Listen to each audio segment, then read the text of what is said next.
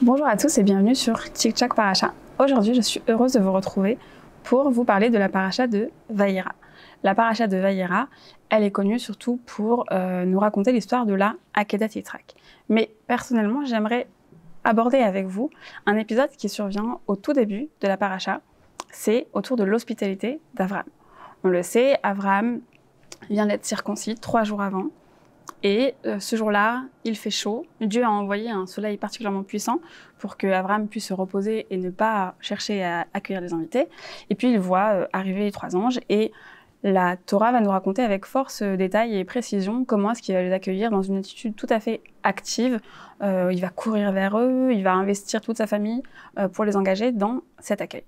Et ma question, qui est celle d'une amie d'ailleurs, que je remercie, Charlotte, elle est la suivante. En quoi est-ce que l'hospitalité d'Abraham est l'essence même de son service divin en tant que patriarche et particulièrement à son rôle qui à l'époque fut de trouver Dieu et donc le monothéisme.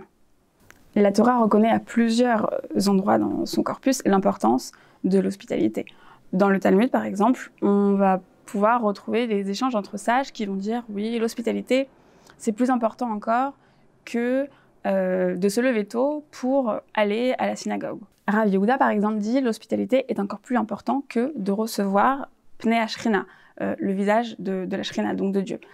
Dans un autre échange entre Rabbi Yochanan et Resh Lakish, l'un d'eux dit à l'époque, c'était le temple qui expiait pour les gens sur leurs fautes, et aujourd'hui, c'est leur table et donc leur hospitalité qui va expier pour eux.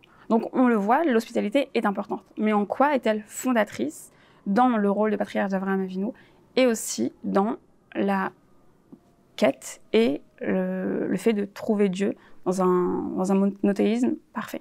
L'histoire d'Avraham est mise en parallèle avec celle de la ville de Sodome. Et l'hospitalité des gens de la ville de Sodome, ou plutôt leur inhospitalité, elle est finalement le contre-exemple de ce qu'il ne faut pas faire.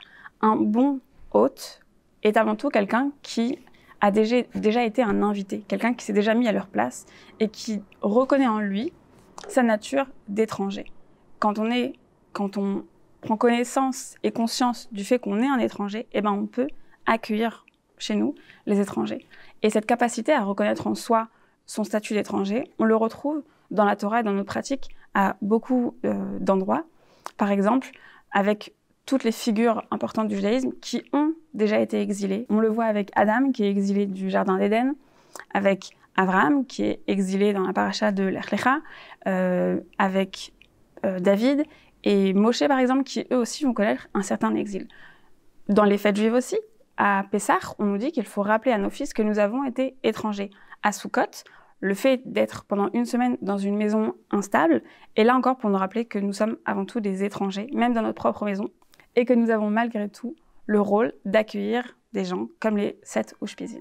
Cette capacité à accueillir tout en se sentant et en se rappelant sa propre étrangeté, c'est, il me semble, ce qui permet à Abraham de se transcender et d'accepter ainsi tout le monde dans son infinie diversité.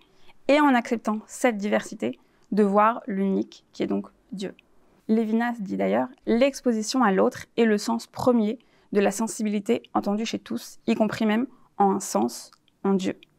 Le lien entre hospitalité et monothéisme est donc là, c'est dans l'humain qu'on peut retrouver le divin, et c'est dans la diversité qu'on peut retrouver l'unicité.